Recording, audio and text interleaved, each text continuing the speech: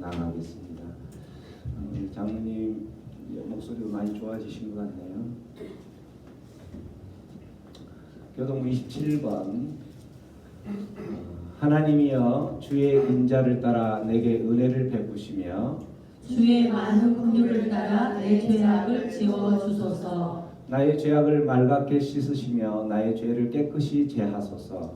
무릇 나는 내 죄가를 아오니 내 죄가 항상 내 앞에 있나이다. 내가 주께만 범죄하여 주의 목전에 악을 행하였사오니 주께서 말씀하실 때에 어루우시라 하고 주께서 심판하실 때에 순전하시나 하리이다. 내가 죄악 중에서 출생하였으며 어머니가 죄 중에서 나를 잉태하였나이다. 우슬초로 나를 정결하게 하소서. 내가 정하리이다. 나의 죄를 씻어주소서. 내가 눈보다 희리이다. 하나님이여 내 속에 정한 마음을 창조하시고 내 안에 정직한 영을 새롭게 하소서. 아멘. 오늘 또 복된 주님의 날입니다. 주님의 날에 주님께로 예배한다는 것은 세상 사람들이 할 수 없는 하나님의 백성들만이 할 수 있는 복된 행동이고 하나님을 영화롭게 하고 하나님을 기쁘게 하는 하나님의 자녀들만이 할 수 있는 선택된 행위라는 것을 우리는 너무나도 잘 알고 있습니다. 오늘 또 세상 가운데로 발걸음을 나아가지 않고 이곳 가운데로 인도하여 주신 하나님께 감사하면서 우리 안에 정직한 영, 주님을 향한 사모하는 심령, 주님을 향한 그 헐떡이는 심령으로 예배하러 나아갑니다. 주님 우리의 예배를 받아주시고 우리의 연약함들, 우리의 실수투성이인 그 모든 모습들을 그대로 받으시고 우리를 다시 한번 주님의 거룩한 부활의 생명으로 거듭날 수 있도록 주님 이 시간 주님 자정하셔서 하나님의 백성들을 만나시고 또 우리의 모든 사모함들을 받아 흠양하여 주옵소서. 함께 기도하며 나아갑니다. 기도합니다. 아버지 하나님 감사합니다. 오늘도 주님 앞으로 나아갑니다. 복된 날, 주님의 날, 주님을 향하여 나가는 이 시간들 주님 받아주시고 품어주시고 하나님의 백성들을 만나 주옵소서. 이제는 하나님을 사모하여 하나님께 예배하러 나온 하나님의 백성들이 오니 이 공간 가운데 주님 자정하셔서 하나님의 사람들을 만나시고 부르시고 그들에게 말씀하여 주시고 아버지 그들에게 또한 안수하여 주셔서 하나님 그들의 삶 가운데에 풀어져야 될 것들이 있다면 풀어지는 역사가 경험하게 해주시고 아버지 회복돼야 될 것이 있다면 회복되는 경험을 하는 복된 시간 될 수 있도록 주여 역사하여 주시옵소서. 한없는 하나님의 그 은혜를 사모하니 목마른 사슴이 시냇물을 찾아 헤매는 듯한 그 헐떡이는 심령으로 주님 앞으로 나가고 주님 하나님의 백성들 만나시고 만나 주시옵소서. 함께하여 주시옵소서.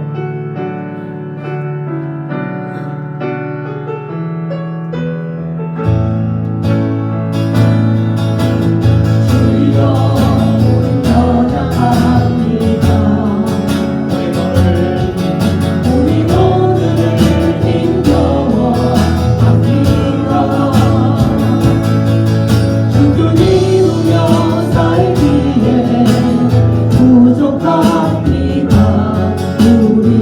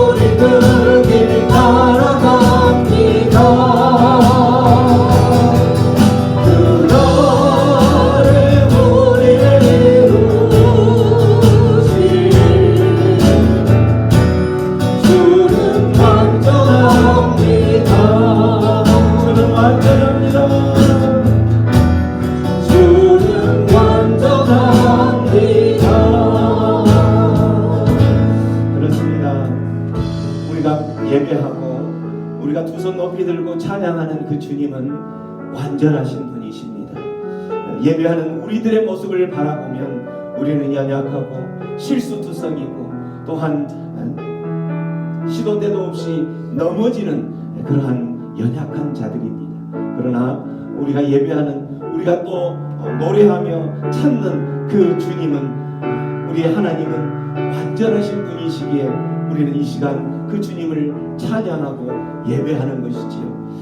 우리는 때로는 넘어지고 일어설 수도 없는 그런 연약한 상황 가운데 놓여 있을지라도 그 완전하신 주님이 늘 우리의 삶 가운데에 모든 상황들마다 모든 우리의 인생의 그 길목마다 지키시고 보호하시고 우리를 또한 주님의 그 완전한 경지까지 인도하실 것이라는 약속이 있기에 우리는 그 주님만을 바라보며 오늘도 다시 툴툴 털고 일어설 수 있는 것입니다. 그 모든 것이 하나님의 은혜인 것이죠. 복된 주님의 날에 그 주님을 찬양하고 예배하는 이 시간 가운데에 다시 한번 그 주님의 은혜, 우리를 향한 주님의 그 사랑을 감격하며 주님을 노래하며 찬양하며 나아가기를 소원합니다. 한없는 주님의 은혜, 한없는 주님의 은혜, 온 세상에 넘칩니다. 온 세상 위에 넘칩니다.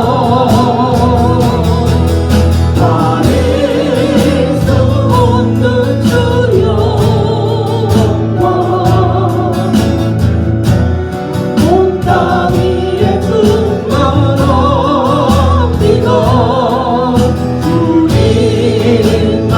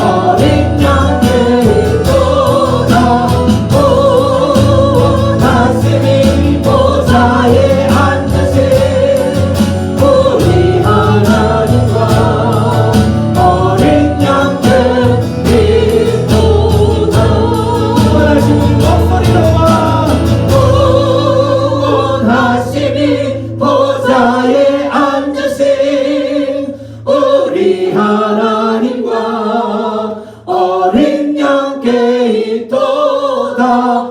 구원하시니 보좌에 앉으신 우리 하나님과 어린 양께 있도다.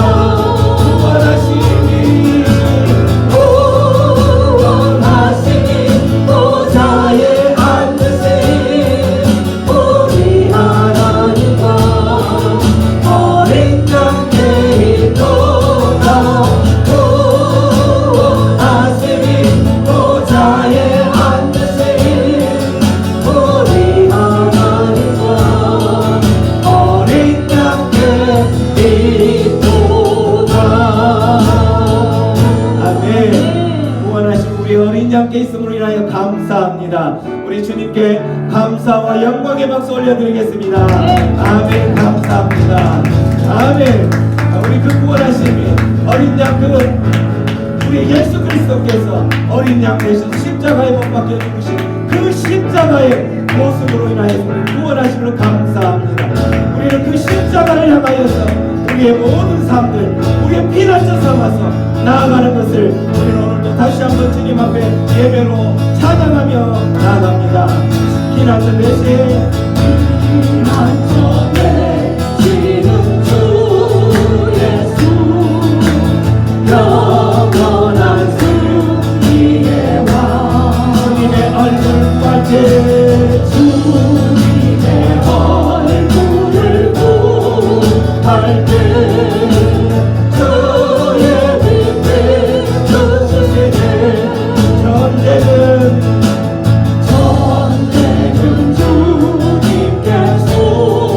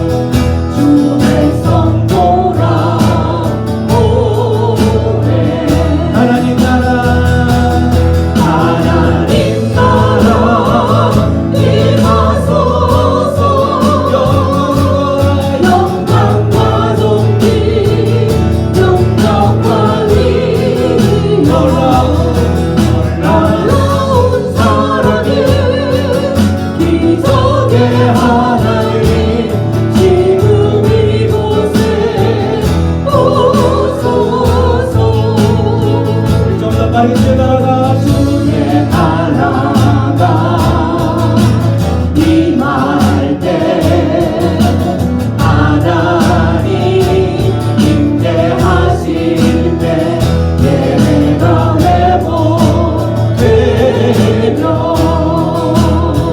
기적을 일어나네.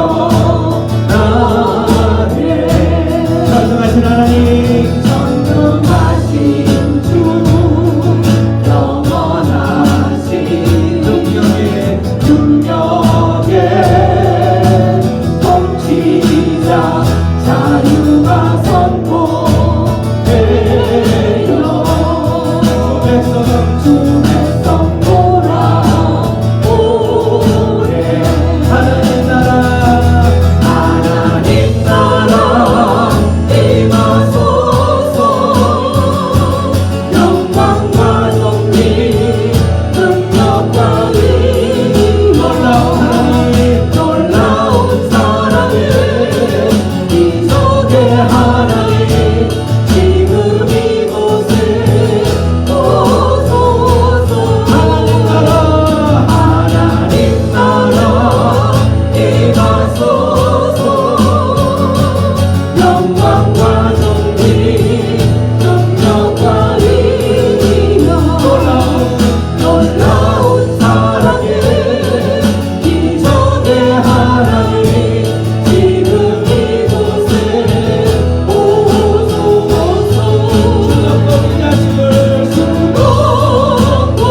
수고보이게 하셈을 크게 외쳐 선포하네. 나너의 왕 구원하니 지금 오소서.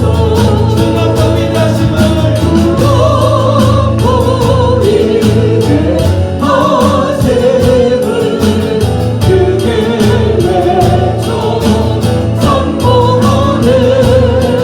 나너의 왕 구원하니 지금 오소서. 하나님 나라 임하소서. 영광과 존귀 능력과 힘이여 놀라운 사랑의 기적의 하나님 지금 이곳에 오소서. 하나님 나라 임하소서. 영광과 존귀 능력과 힘이여 놀라운 사랑의 기적의 하나님 지금 이곳에 오소서. 다음에 이 시간 기도하며 나갑니다. 놀라우신 하나님, 기적의 하나님, 주님이 임재하시는 그 순간에 기적이 일어날 것이고 예배가 회복될 것이고 우리의 모든 묶였던 모든 것들 풀어지는 역사가 일어날 것을 소망하며 하나님, 그 하나님께서 우리의 삶 가운데에 임하시고 통치하시고 다스리시는 그 순간이 우리가 하나님의 나라의 삶을 살아가는 것을 우리는 익히 알기에 하나님, 우리의 인생 가운데 하나님의 나라가 임하게 하여 주시옵소서. 우리의 삶 가운데에 하나님 나라 임하여 주시옵소서. 우리 주여 하며 잡으려며 기도하며 나갑니다. 주여, 하나님의 나라가 임하여 주시옵소서. 우리를 다스리고 통치하여 주시옵소서. 지금 이곳에 우리 가운데에 주님 임하시고 통치하시고 다스리는 가운데 하나님의 나라가 임하게 하여 주시옵소서. 오늘도 주님을 예배하며 나가는 이곳 가운데 하나님 임하여 주시옵소서. 구하라 그리하면 너에게 주실 것이요 찾으라 그리하면 찾아낼 것이요 문을 두드리라 그리하면 너에게 열릴 것이니 구하는 이마다 받을 것이요 찾는 이는 찾아낼 것이요 두드리는 이에게는 열릴 것이니라. 아멘. 할렐루야. 복된 주일 거룩하신 하나님 보좌 앞에 나와 믿음을 주신 하나님께 기쁨으로 경배하며 찬양하고 간절함으로 기도할 수 있는 은혜 주심에 감사를 드립니다. 아멘. 지난 겨울에 혹독한 추위에도 은혜 가운데 잘 지나가게 하시고 새로운 소망을 가득 담아 따스함과 함께 새로운 한 달을 선물로 주심에 더욱 감사하며 이 오랜 말씀과 기도로 하나님과 더 깊은 친밀함을 누리기를 원합니다. 아멘. 특별히 믿음이 연약한 저희에게 낭망하지 말고 끝까지 구하고 찾고 두드리라는 소망의 말씀을 주시니 감사합니다. 아멘. 은혜의 주님께서 주신 약속의 말씀으로 취하고 모든 염려를 주께 내려놓고 하나님의 때까지 인내하도록 믿음의 부유한 자가 되게 하여 주옵소서. 아멘. 삶의 고난과 육신의 고통 가운데에서 구하고 찾고 두드리는 저희의 가난한 심령과 애통해하는 마음을 긍휼히 여기시고 응답하여 주시길 간절히 원하오니 주님, 고난의 때를 지나는 저희 모두가 이 고통을 십자가의 영성으로 견디며 승리하도록 붙들어 주옵소서. 아멘. 저희 스스로는 할 수 없음을 주님은 아시오니 구하고 찾고 두드리는 목마른 자에게 가장 좋은 성령님을 반드시 보내셔서 이 일을 가능케 하실 줄 믿습니다.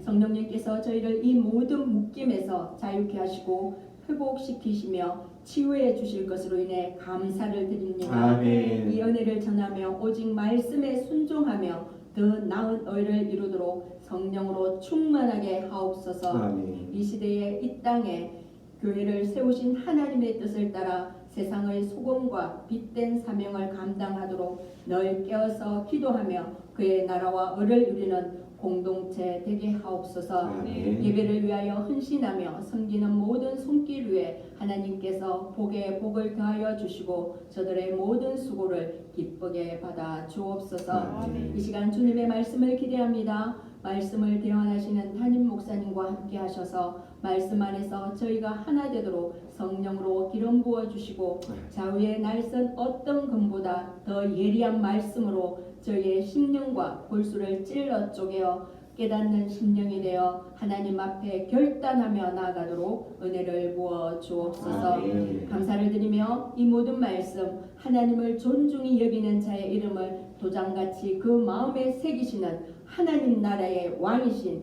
예수님의 이름으로 기도드립니다. 아멘. 하나님 말씀 지난주에 이어서 하나님 백성의 삶 두 번째 팔복에 대한 부분 하반절 말씀 앞으로 나가겠습니다. 말씀 앞으로 나가기 전에 하나님의 말씀 앞에서 우리의 선포하는 시간을 갖습니다.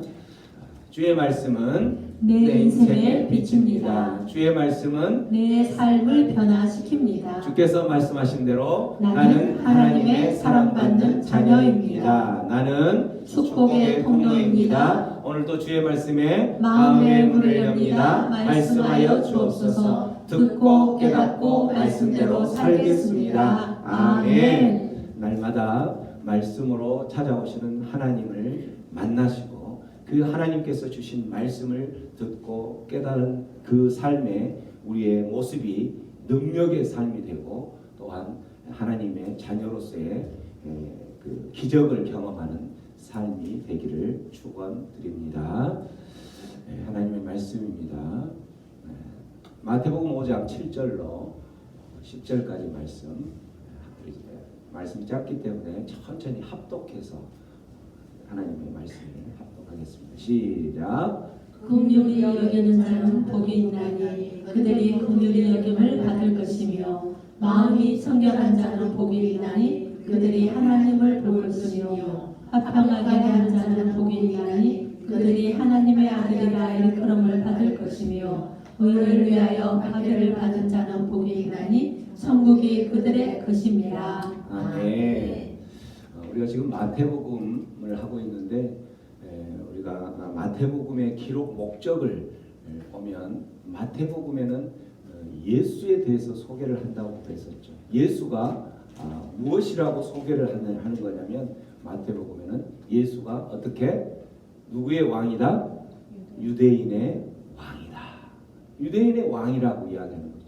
그 유대인들이 모시고 섬기고 모셔야 될 왕이다라고 고백하는 거고, 뿐만 아니라 그 유대인들이 오실 메시아, 또 기대하고 기대했던 그 메시아라고 고백하는 그 메시아가 바로 예수다라고 소개하는 거예요.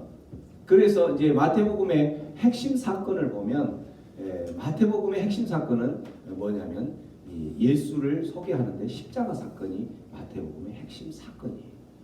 이 십자가 사건은 단순히 십자가에 못 박혀 죽으신 그 모습만을 바라보는 것이 아니라, 십자가 사건 하면은 예수님께서 십자가 사건을 위해서 하나님의 뜻에 의해서, 계획에 의해서 탄생하시고 또 십자가에 못 박혀 죽으시고 돌아가셔서 부활하시고 다시 하늘에 승천하는 그 사건 전체를 다 이야기하는 거죠. 십자가 사건이라고 하는 거죠. 그래서 이 십자가 사건을 통해서 예수가 유대인의 왕이요 또한 유대인의 메시아임을 소개시켜 주는 거죠. 그렇기 때문에 마태복음에서 핵심 주제는 바로 하나님의 나라를 소개를 하는 거예요. 이 하나님의 나라를 소개할 때에 지난 시간에 잠깐 이야기했던 것처럼, 우리가 하나님의 나라, 천국 하면 이 금이 번쩍번쩍 빛나는 그러한 그 새로운 땅, 새로운 하늘이 펼쳐지는 그곳을 생각하는데, 그곳도 먼 날 죽어서 그곳이라는 그러한 곳을 생각할 수도 있지만, 이미 예수님은 이 땅에 오셨죠. 그래서 그 예수님이 이 땅에 오셔서 우리를 다스리고 우리를 통치하시고 우리를 예수님의 그 삶의 모습으로 인도하시는 그 자체가 이미 하나님의 나라가 임했다라는 거예요. 이미 천국이 임했다라는 거죠. 그래서 이미 임한 그 천국에서 예수님이 어떤 모습으로 하나님의 나라를 소개하는지, 그걸 마태복음에서 계속 소개를 하고 있다는 거죠. 그래서 예수님께서 이 핵심 사역을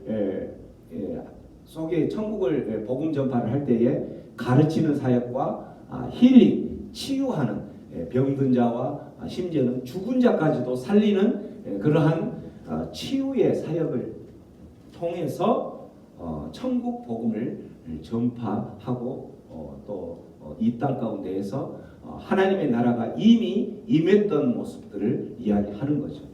지금 오늘 지난주부터 이번 주까지 하는 마태복음 5장은 그래서 이 산상설교 중에서 팔복을 이야기를 하고 있는 거죠. 팔복은 8가지 복 또는 8가지 행복, 이렇게 이야기를 하는 거예요. 어떤 것이 복된 일이고 어떤 것이 행복한 삶인가라고 소개를 한다는 거죠.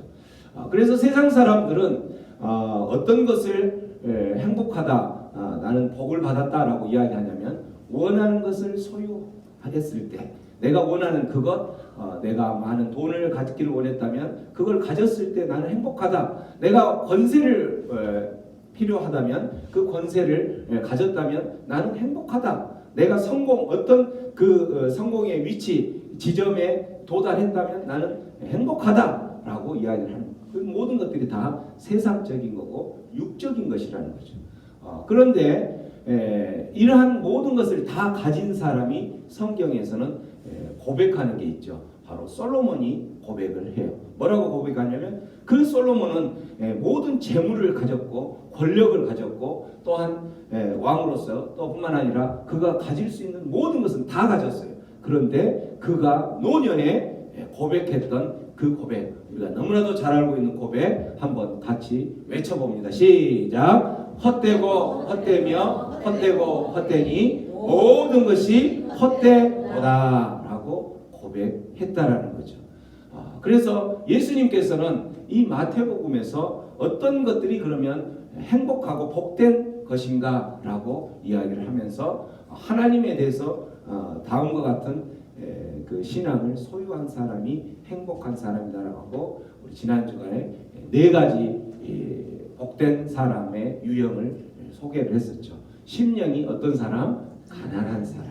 심령이 가난한 사람은 그 안에 빈 마음이요 빈 그릇이기 때문에 그 빈 마음 빈 그릇에 어느 것으로 누구의 것으로 채우냐면 하나님의 것으로 채우게 된다는 것이죠. 그래서 그들은 천국을 소유하게 되는 거고 뿐만 아니라 죄에 대해서 애통하는 심령을 소유한 사람, 죄에 대해서 우리가 애통해 할 때에 어떤 세상적인 아까 사람들이 돈을 많이 갖지 못해서 권세를 갖지 못해서 성공하지 못해서 애통하는 것이 아니라 죄 가운데 살아가고 있는 내 모습을 바라보면서 또 죄 가운데 살아가고 있는 아직 하나님의 자녀가 되지 못한 그 영혼들을 바라보면서 애통해하는 심령을 가진 삶을 살아가는 사람이 바로 하나님께서 예수님께서 말씀하시는 행복한 사람이다라고 이야기하는 거예요.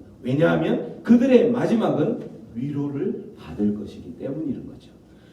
뿐만 아니라 주님의 온유한 성품을 본받은 사람, 온유한 자. 우리가 지난 시간에 온유에 대한 정의를 내릴 때 온유한 자는 비굴하지도 않고 연약한 모습이 아니라 어떠한 상황과 환경 가운데에서도 이게 하나님의 섭리 가운데 있었다면 그 하나님의 섭리 안에서 이루어진 일로 믿고 지금은 이해되지 않지만 끈질기게 지구력을 가지고 버텨나가면서 하나님께서 하나님의 그 섭리가 이루어지는 마지막 선한 결과를 기대하면서 버티고 있는 모습이 온유한 모습이라고 이야기했던 거죠. 그렇게 살아가는 사람이 행복한 사람이다라는 거예요.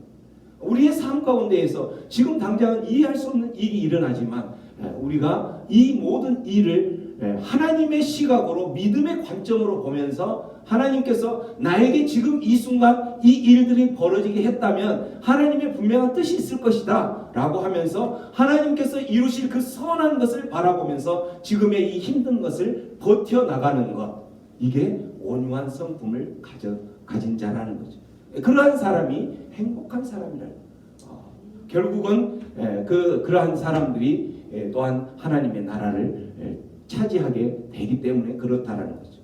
마지막으로는 지난 시간에 의를 위하여 줄이고 목마른 삶을 살아가는 제자가 정말 행복한 사람이다라고 이야기를 하는 거죠. 여기서 의는 하나님의 뜻, 하나님의 계획대로 살아가는 사람, 또 그 하나님의 뜻대로 순종하며 살려고 몸부림치고 목마른 사슴이 시냇물을 찾아서 헐떡이는 심령으로 그렇게 목말라 하는 삶을 살아가는 사람. 세상 사람들이 성공을 위해서, 세상 사람들이 어떤 재물을 위해서 그렇게 헐떡이고 밤잠을 못 자고 살아가는 그러한 목마른 삶이 아니라 하나님의 뜻, 하나님의 나라를 위해서 목말라 하고 그렇게 밤잠을 못 자는 사람은 결국은 그들이 배부를 것이다 라고 이야기를 결론을 맺었죠. 그게 바로 풍성한 배부름의 경지에 이를 수 있기 때문에 어떨 때 배부르다라는 거예요. 그들의 실제 배가 부른 것이 아니라 그들의 삶 가운데에서는 여전히 동일한 환경이 있을지지만 그 시각을 바라보는 시각이 달라짐으로 인해서 자기는 행복한 사람, 풍성한 사람, 모든 것을 주어진 것에 감사하고 만족할 수 있는 그런 사람이 되기 때문에 행복한 사람이 된다라고 이야기를 했던 거예요. 오늘은 하반절에 이제 7절에 보면 긍휼히 여기는 자가 또 복이 있다라고 이야기를 하죠. 여기서 긍휼히 여긴다라는 것은 타인의 처지를 내 처지처럼 여기고 배려하는 사람. 쉽게 말하면 내 입장으로 상대방이 처한 상황들이나 모습들을 내 입장으로 돌려서 그 사람을 바라보는 사람이 이거를 긍휼히 여기는 사람, 긍휼이라는 개념이라는 거죠. 근데 실질적으로 유대인들은 그때 그 당시 유대인들의 신앙관은 뭐였냐면 배타적인 신앙관이었어요. 모세 그들이 가장 철두철미하게 믿었던 모세 율법에 의하면 악은 악으로, 눈은 눈으로, 주먹은 주먹으로, 이는 이로, 이 말을 그 문자 그대로 그 율법에 대한 문자 그대로 해석하면서 그들은 그렇게 배타적인 어떤 신앙관을 갖고 또 이기적인 신앙관, 자기 자신만 경건한 삶을 살면 된다. 내가 그 율법들을 지켜나가면 그렇게 나는 경건한 사람이고 율법 안에서 사는 사람이다라고 하면서 자기가 이기적인 어떤 그런 신앙관을 가졌던 거죠. 근데 여기서 긍휼이라는 단어하고 보면은 이건 너무나도 배치된 상반된 모습이었던 거죠. 그래서 그 긍휼이라는 단어를 현대적인 개념으로 보면은 어떤 뜻이냐면 아까 타인의 처지를 자기 처지, 내 입장으로 그걸 바꿔서 생각한다라는 것처럼 현대적인 개념을 본다면 자기 확대인 거예요. 내 입장을 거기에 그 자리만큼 확대를 시키는 것.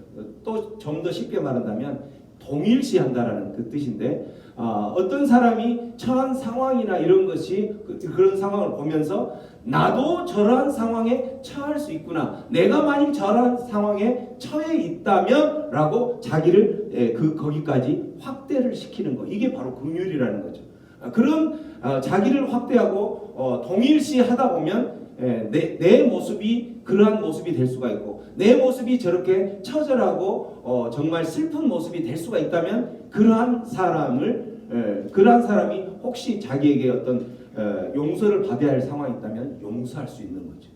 그러한 사람이 내 입장으로 내가 그런 사람의 입장으로 똑같이 바꾼다면 그 사람을 사랑할 수 있는 거고 이해할 수 있다라는 거죠. 이러한 일들을 대표적으로 했던 사람이 바로 예수님께서 자기 확대를 긍휼이라는 단어로 오셨던 거예요. 자기 확대가 뭐예요? 하나님이시지만 하나님께서 이 땅까지 자기 확대를 하신 거예요. 이 땅의 그 죄악 가운데서 이렇게 어둠 가운데서 살아가고 있는 그 사람들을 자기의 모습처럼 생각하면서 그들을 구원시키기 위해서 이 땅까지 성육신하신 그 모습이 바로 긍휼의 모습을 보여주신 예수님의 모습이라는 거죠. 예수님께서 이렇게 보여주셨던 것은 바로 뭐냐면 너희들도 하나님의 예수님처럼 긍휼의 삶을 살아가야 된다. 왜 긍휼의 삶을 살아가야 된다고 말하는 거냐면 바로 너희들이 긍휼히 여김을 받을 수 있기 때문에. 그래서 긍휼한 자, 우리가 어떤 상황에 처했을 때에 그 상황에 처한 모습대로 나를 도울 자가 자기하고 똑같은 입장으로 동일시하고 자기 확대, 나도 그런 상황으로 처했다면 얼마나 마음이 아팠을까라고 하면서 내가 그 너의 모든 상황을 이해해, 너의 눈물을 내가 이해해 라고 다가와준 그 사람이 있다면 우리는 행복한 사람이라는 거예요. 나를 이해해 줄 수 있는 사람이 한 명만 있어도 우리는 얼마나 행복해요. 그렇죠? 우리는 세상 살아가면서 그 많은 무리들과 많은 군중들 앞에 가기를 꺼려하는 이유 중에 하나가 바로 뭐냐면 그들은 나를 이해할 수 없기 때문에 나는 그들 앞에 섞이지도 못하고 불행한 거예요. 그러나 그 많은 무리가 있지만 그 중에 한 명이 나를 자기의 처지하고 똑같이 생각하면서 나를 이해하고 나를 용서하고 나를 보듬어주는 그 한 사람만 있다면 그 사람은 행복한 사람이라는 거예요. 왜? 그 사람 앞에 그 모든 것이 다 자기를 이해하는 거기 때문에 모든 것을 털어놓을 수 있고 짐들을 다 내려놓을 수 있는 상황이 되기 때문에 그래서 긍휼히 여기는 자는 긍휼히 여김을 받을 수 있기 때문에 그 사람은 행복한 사람이라고 이야기를 한다라는 거죠. 또한 두 번째, 마음이 청결한 자는 복이 있다. 마음이 청결한 자, 왜냐하면 그들이 하나님을 볼 수 있기 때문에 그렇다라는 거죠. 여기서 우리가 청결하다라는 것은 순수하다, 깨끗하다 뭐 이런 뜻으로 볼 수가 있는데 우리가 흔히 청결하다 그러면 욕심도 없고 빈 마음이다. 우리 그 무념무상 주로 이제 요가나 뭐 이런 거 하는 사람들 이런 사람들은 마음을 비운다. 또 이제 특히나 그 불교나 이런 데서도 마찬가지 무념무상 마음을 비운다라고 하면서 그렇게 마음을 비우는 작업들을 하죠. 이렇게 앉아서 심호흡을 하면서 마음을 비우죠. 들이내실 때는 좋은 것을 들이내시고 내뿜을 때는 나쁜 것을 품는다 하면서 나쁜 것을 품고 그렇게 하면서 이제 마음이 비워졌구나라고 이야기하는데 그렇게 하고 나서 일어서는 순간 나갔던 그 모든 것이 다시 들어서는 게 우리의 연약한 모습인 거죠. 그래서 여기서 말하는 청결은 이런 욕심 없는 빈 마음, 무념무상 이러한 요가를 통해서나 어떤 불가에서 이야기했던 어떤 그런 모습이 아니라는 거예요. 청결이라는 것은 어떤 거냐? 마음이 나뉘어지지 않고 하나님께로만 향하는 그 순수함, 이거를 청결이라고 정의를 했다는 거예요. 그래서 우리들이 살아가면서 의지하고 또 구하고 찾고 우리의 어떤 상황들을 의논하고 우리의 상황들을 토하면서 하나님 내가 이런 상황입니다라고 하면서 그 하나님께 토하면서 그 하나님을 믿고 의지한다면 그 하나님께로만 온전히 모든 것을 의탁하는 것, 이게 바로 정결한 사람이라는 거죠. 근데 믿는다고 하면서도 믿는 사람들이 어떻게 해요? 이 나뉘어진 마음으로 살아간다. 그 카멜레온 있죠. 카멜레온이 색깔들을 여러 가지로 이렇게 변화시키는 카멜레온이 그렇게 하는데 카멜레온이 색깔만 변화시키는 게 아니라 눈도 두 가지 눈을 가지고 한쪽 눈은 저 멀리를 바라보면서 어떤 한 시점을 바라보고 한쪽 눈은 바로 눈앞에서 내가 먹을 것을 찾아가는 이 두 가지를 동시에 하고 있는 게 카멜레온의 그 기능이라는 거예요. 이런 것처럼 우리가 살아가면서 우리도 다초점 그런 신앙, 다초점 생활을 하고 있다라는 하나님을 믿는 것 같지만 또한 내가 믿을 수 있는 이것 하나를 가지고 붙들면서 안정을 취하고 평안을 취한다라는 그러한 모습들, 이 두 주인을 섬기는 모습이 바로 이러한 모습들이 어떤 거나 순수함, 청결하지 않는 모습이라는 나뉘어지지 않는 오직 하나님께로만 향하는 그러한 삶이 바로 청결한 삶이고 행복한 삶이다라고 이야기를 하고 있다는 거죠. 또한 세 번째로는 화평하게 하는 자 복이 있다라고 이야기했죠. 화평케 하는 자. 왜 화평케 하는 자는 그들이 하나님의 아들이라고 칭함받기 때문이라는 거예요. 우리는 살아가면서 어떨 때 화평을 이루고 어떨 때 화평의 반대 분쟁과 또 어떤 전쟁을 일어나는가요? 화평을 깨는 그러한 상황은 어떨 때 주로 화평이 깨지던가요? 어떨 때 우리가 살아가면서 화평이 깨지고 그 안에 분쟁이 생기고 어떤 전쟁이 생기고 그렇게 우리의 삶 가운데 있던가요? 어떨 때? 마음에 분노가 일어날 때. 왜 분노가 일어났죠? 싸움이. 그러니까 왜 싸움이 일어났어요? 욕심이죠. 욕심. 내 욕심이 채워지지 않으니까 싸움이 생기고 분노가 생기는 거예요. 내 욕심이 예를 들어서 나에게 손해를 끼쳤고 그 손해를 끼치는 이 모든 것들이 바로 뭐냐면 내가 가지고 있었던 그것은 내가 가져야 될 것인데 내가 가져야 될 것을 상대방이 가졌기 때문에 그 분노가 생기고 싸움이 생기고 다툼이 생긴다라는 거예요. 그래서 화평케 하는 자는 여기서 복이 있다라고 하는 그 화평케 하는 사역이 복된 이유를 예수님께서 이야기했던 이유가 바로 예수님의 중심 사역이 화평하는 사역이었대요. 예수님께서 이 땅까지 오셨을 때 화목제물로 오셨다고 그렇게 했죠. 화목제물. 어떤 화목이냐면 우리와 하나님과의 관계가 깨졌던 그 관계를 다시 화목하게 만들기 위해서 오셨던 분이 예수님이라는 거죠. 뿐만 아니라 인간과 인간 사이에서의 깨진 화평도 다시 회복하게 하게 하려고 이 땅에 오신 분이 예수님이라는 거예요. 그래서 예수님의 그 사역을 본받아서 하는 것이기 때문에 화평케 한 자는 복이 있는 것이고 그러한 사람들을 하나님의 아들이라고 일컫는다라고 이야기하죠. 어떻게 우리가 화평할 수 있을까요? 어떻게 우리가 분노가 생기지 않고 분명히 우리 안에 내가 가질 어떤 욕심들을 채우지 못해서 싸움도 일어나는데 어떻게 화평을 하는 그 사역을 할 수 있을까? 어떻게 할 수 있을까요? 바로 내가 그 예수 그리스도의 화평의 복음을 전하는 것인데 조금 더 쉽게 말하면 어떻게 내가 가지고자 하는 그 권리, 내가 가지고자 하는 그 권리를 포기할 때 결국은 내가 손해 볼 때예요.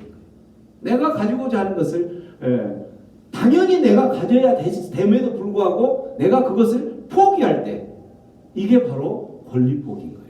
내가 당연히 가질 수 있는 거였지만 권리 포기하고 또 내가 당연히 가질 수 있는 거지만 내가 그것을 부인할 때 자기 부인은 나는 당연히 그러한 것들을 누릴 수 있는 권리가 있지만 그 권리를 포기하면서 내가 나 자신에게 그 모든 모습들을 부인하는 것. 내 호주머니에 들어와야 될 것이지만 이미 내 호주머니에 들어오지 않고 상대방이 가져갔을 때에 그것을 그냥 가져오려고 하면 다툼이 일어나고 싸움이 일어나고 가져오려고 하는데 못 가져오니까 분노가 일고 뚜껑이 열리는 거죠. 아멘. 그러나 여기서 우리의 권리를 포기할 때 이게 바로 화평하게 하는 그 사역이 된다라는 거죠. 우리의 삶 가운데서도 마찬가지입니다. 우리의 삶 가운데서도 화평케 하는 자가 내가 되려면 우리의 삶 속에서 많은 분쟁들이 있죠. 우리의 삶 속에서 어떤 분쟁의 모습들을 보면 결국은 내가 조금 손해를 덜 보려고 그 분쟁에서 싸움이 일어나고 또 다툼이 일어나고 분노가 일어나고 뚜껑이 열리는 거예요. 여러분의 삶 가운데서 지금도 뚜껑이 열리는 그러한 다툼이 있다면 포기하세요. 이게 바로 화평케 하는 자의 삶이 된다라는 거죠. 저도 역시 인간인지라 화평케 하는 이 설교를 준비하면서 그 예전에 이제 잠깐 저희 조카와의 어떤 그 분쟁이 있었던 거 이야기했었죠. 그때 만나서 작은 아빠가 그 모든 것들을 다 네가 원하는 대로 해줄 테니까 이 법정 싸움으로 가는 것은 여기서 우리가 그만하고 서로 합의하면서 하자라고 했는데 그 조카가 끝까지 법원의 판단을 받고 싶다고 해가지고 끝까지 가서 한 달 전에, 2달 전인가 1심 판결이 났어요. 1심 판결이 났는데 절반 정도는 그 조카가 원하는 대로 됐고 절반은 이제 우리가 변론하고 이렇게 하면서 이제 우리 쪽으로 조금 됐었는데 이제 그 우리 쪽으로 된 부분들에서 우리 이제 맡았던 변호사가 이제 그 된 대로 만일에 된 대로 한다면 그쪽에 조카한테 이 정도 금액을 더 요구해도 됩니다라고 하면서 그 변호사가 항소를 했어요. 항소를 했는데 항소를 해놓고 보니까 내 마음 가운데는 계속 불편함이 있는 거예요. 그래서 여기에서 이제 화평케 하는 자, 내가 그걸 그냥 포기해버리면 이 다툼은 끝난 거잖아요, 사실은. 그래서 이 설교를 준비하면서 그 변호사한테 다시 전화를 해서 항소 취하합시다, 항소 취하합시다 이렇게 했는데 그 변호사는 당연히 이건 계속 끌고 가면 지금 판결 난 금액보다도 훨씬 더 많이 받을 수 있는데 왜 포기해요? 그 돈 받으면 이렇게 끝까지 가서 받을 수 있으면 좋겠지만 그 돈 받겠다고 내가 그 돈이 있어도 살고 없어도 사는데 그 돈 받겠다고 이런 화평을 깨는 다툼의 자리를 계속 가는 게 원치 않습니다 라고 이야기를 하고 다음 주에 그냥 항소 취하하기로 했거든요. 이런 것처럼 우리의 삶 가운데에서 정말 내가 어떤 그 다툼이 끝나지 않는다. 그 다툼 가운데에서 계속 분노가 일어나고 혈압이 오르고 밤잠을 못 자고 뚜껑이 열린다. 그러면 오늘 이 말씀을 들으시기 바랍니다. 화평케 하는 자, 권리 포기하는 자, 내가 조금 손해 보는 자, 내가 희생을 당하는 자는 복이 있다.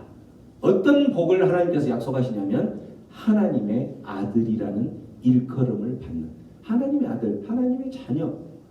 결국은 우리가 어떤 지금 그 손해를 조금 본다 하더라도 계속 다툼의 자리로 끌고 가서 하나님의 자녀가 못 되는 것보다도 내가 지금 조금 손해를 보더라도 하나님의 자녀가 된다면 그게 바로 행복한 사람이라는 것을 믿으시기 바랍니다.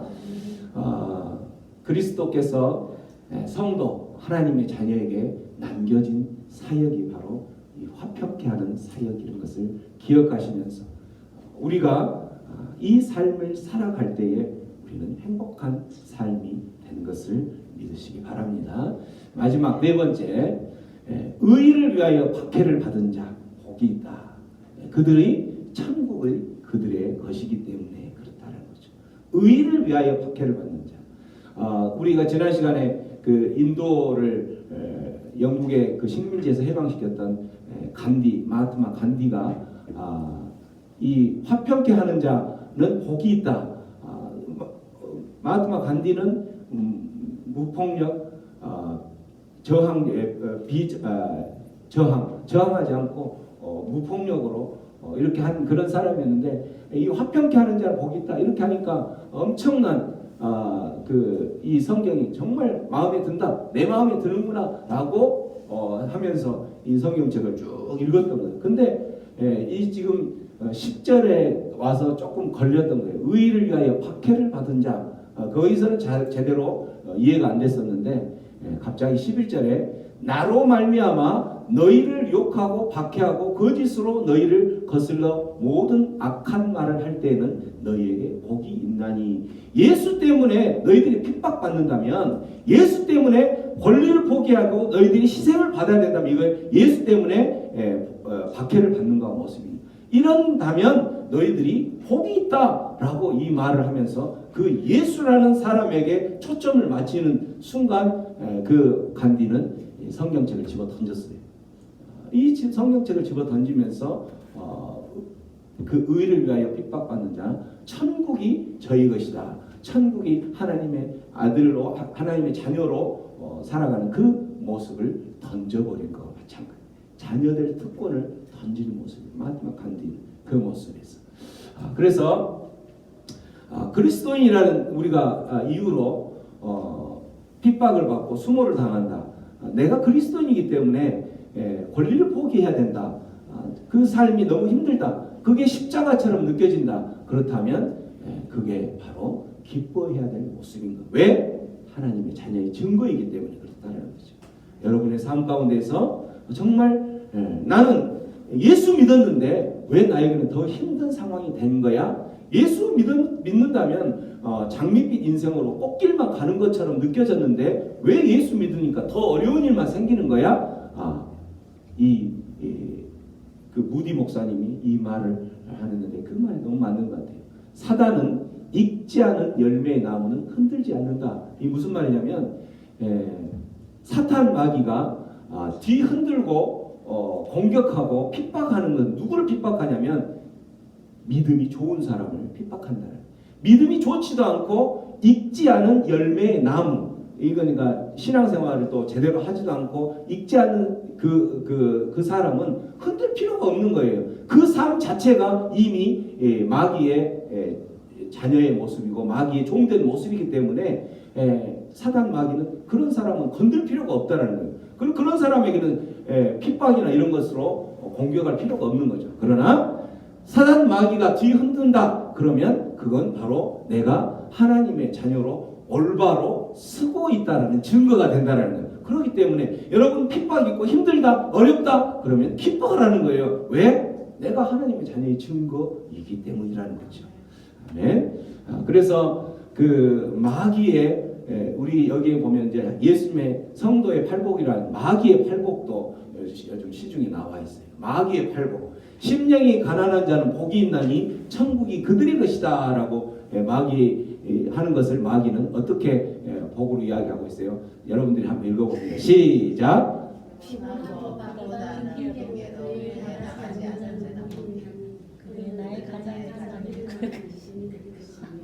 마귀가 생각하는 거예요. 피곤하다, 바쁘다, 이 핑계로 교회에 나가지 않는 사람. 심령이 가난한 자는 빈 마음이고 빈 그릇이기 때문에 그 빈 그릇에서는 하나님의 것으로 채워지려고 하는 것이 강한데 거기에 반해서 난 피곤하니까 바쁘니까 오늘 교회 안 간다. 그런 사람이 복된 사람이라는 거예요. 마귀가 볼 때는. 왜? 이미 마귀의 아주 신실한 일꾼이 된다라는 거예요. 여러분 이 마귀의 팔복 안에 들지 말기 바랍니다. 자, 애통하는 자는 복이 있나니 그들이 위로를 받을 것이다. 죄에 대해서 애통해하고 내가 하나님의 자녀로 살지 못하고 또 하나님의 자녀로 살지 못한 그 영혼들이 영혼들을 바라보면서 애통해하는 심령이 복받은 사람이라고 이야기했는데 어떻게 해요? 그 어떤 사람은 마귀의 팔복은 어떤 사람을 복받은 거라고 이야기해요. 시작. 목사의 가오나 흙을 보고 틈만 찾아가는 그들은 설득을 들어주고 사단 마귀는 그렇죠. 목사도 인간인데 저도 인간이고 목사도 인간인데 넘어질 때도 있죠. 그러나 그 넘어진 그것을 보고 얼커니 하고 흠을 잡고 트집 잡고 그런 사람은 복이 좋다 하고 하는 게 바로 사단 마귀가 조종하는 것이라는 거죠. 그들은 설교를 해도 은혜를 받을 수가 없어요. 왜? 이미 사단이 잡고 있기 때문에 그 목사의 과오를 보고 하나님의 말씀이 들어갈 그 틈이 없기 때문에 그렇다는 거죠. 온유한 자는 복이 있나니 그들이 땅을 기업으로 받을 것이요.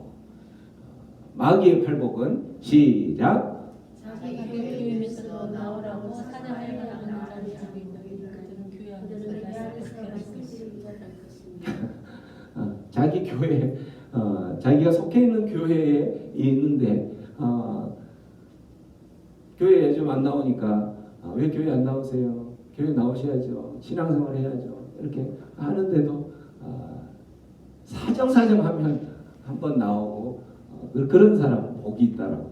누가 주는 마음이라는 거예요? 사단 마귀가 주는 마음이라는 거죠. 그들은 결국은 교회에서 말썽을 일으킨다라는 거죠.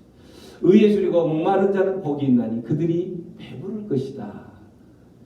마귀의 팔복 시작. 남의 흠을 말하기를 좋아하는 자는 복이 있나니 그들은 내가 가장 좋아하는 다툼과 분쟁을 일으킬 것임이기 때문이다. 긍휼히 여기는 자는 복이 있나니 그들이 긍휼히 여김을 받을 것이요에 반대되는 마귀의 팔복 시작. 걸핏하면 삐죽이는 자는 복이 있나니 그들은 작은 일에도 화를 내고 교회를 그만둘 것임이요. 긍휼히 여기는 자는 그 사람 입장에 내가 서서 그 사람 입장으로 자기의 처지로 그들을 이해하고 이렇게 해야 되는 것인데 그렇게 이해하고 용서하고 품어주는 그러한 공동체의 삶을 사는 것이 아니라 껄핏하면 삐죽이고 작은 일에도 분노하고 화를 내고 그런 사람은 교회에 적응을 못한다는 거죠. 이게 마귀는 복된 삶이라고 속이고 있는 거죠. 마음이 청결한 자는 복이 있나니 그들이 하나님의 볼 것이요. 마귀의 팔복은 하나님의 일에 인색하여 헌금하지 않는 자는 복이 있나니 그들은 나의 일을 가장 잘하는 자가 될 것이다. 하나님의 우리가 헌금을 할 때도 우리에게 주어진 그 헌금은 우리의 모든 것에 우리에게 맡겨진 것이다 생각하고 그 헌금의 일부를 하나님께 바치는 거죠. 근데 그것도 하나님의 일인 거예요. 헌금도. 근데 하나님의 일에 인색하다. 그런 사람은 마귀의 일을 하고 있다라고 이야기를 한다는 거죠. 화평케 하는 자는 복이 있나니 그들이 하나님의 아들이라 일컬음 받는 것이다. 반대된 모습은 하나님을 사랑합니다 하면서도 형제와 이웃을 미워하고 화평을 깨는 자는 복이 있나니 그들은 나의 사단 마귀의 영원한 친구가 될 것이기 때문에 내 삶 가운데에서 계속 다툼을 일으키고 내 형제를 미워하고 시기하고 그들의 입장에서 처지에서 생각하는 그런 궁유의 마음들이 없다. 그러면서 화평을 유지하지 못한다. 그러면 나는 하나님의 자녀가 아니라 마귀의 자녀가 된다라는 거죠. 의를 위하여 박해를 받은 자는 복이 있나니 천국이 그들의 것임이라.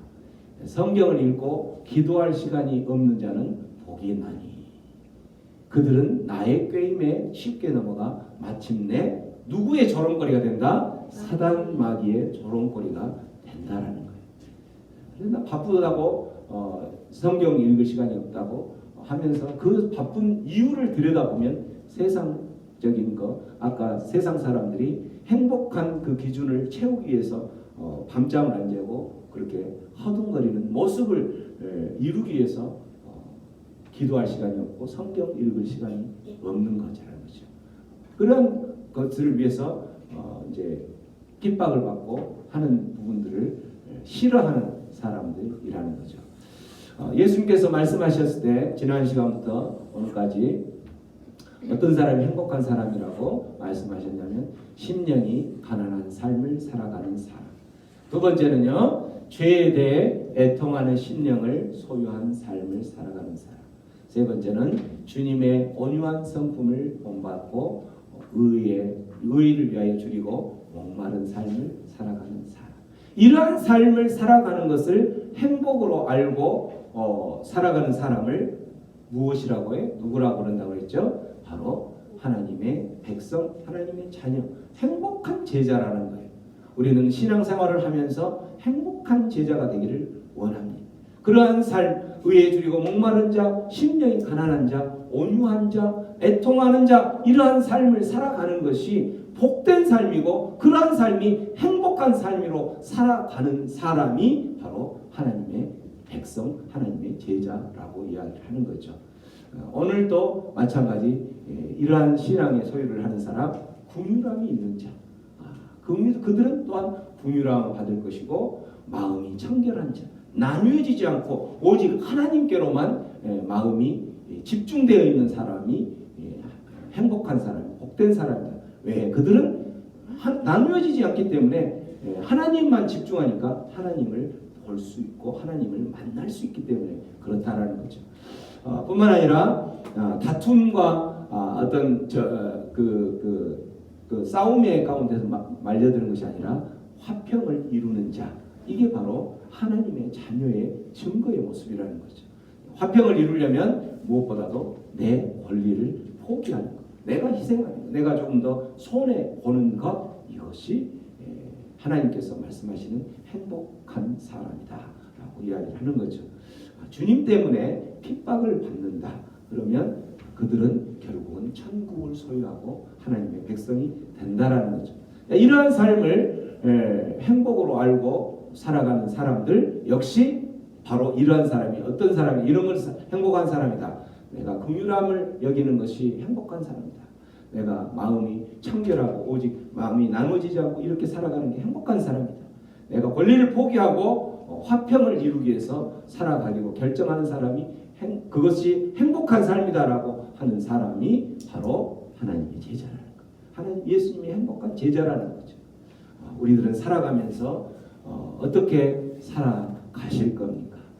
하나님의 제자라고 하나님의 자녀라고 택함받고 하나님께서 인도하셨는데 우리들이 삶의 모습을 보면 참 쉽지 않아요.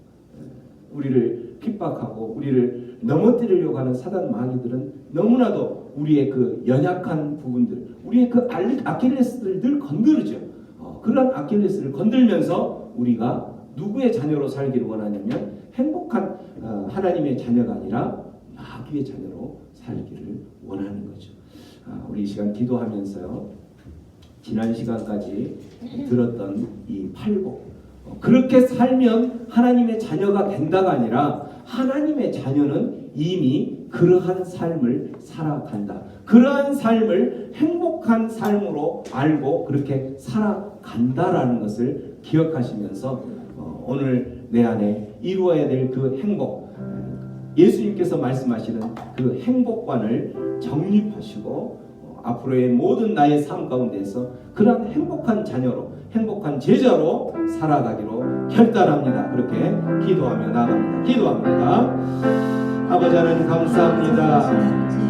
오늘도 복된 삶을 살아가고 하나님께서 말씀하시는 그 행복한 삶으로, 하나님의 백성된 그 행복한 삶으로 살기를 소원합니다.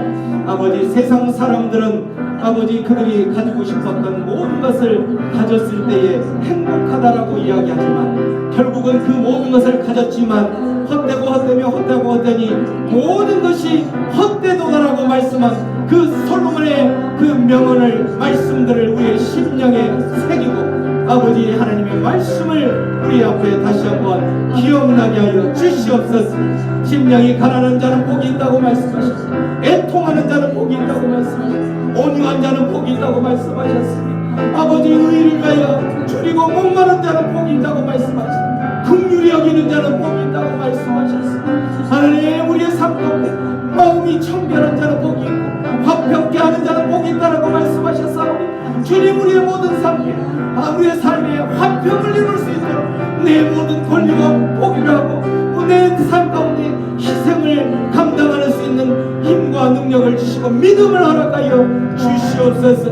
의를 위하여 아버지 핍박받는 자 복이 있다라고 말씀하신 하나님, 하나님의 일을 위해서, 하나님의 나라를 위해서, 하나님의 뜻을 위하여 핍박받는 그 삶이 하나님의 자녀인 증거인 것을 알고 그 일들을 감당하는 자 될 수 있도록 인도하여 주시옵소서. 감사합니다. 감사합니다. 고마우신 주님, 우리의 모든 삶 가운데에서 어떤 삶이 행복한 삶인 것을 오늘 주님께서 말씀하여 주셨으니 감사합니다.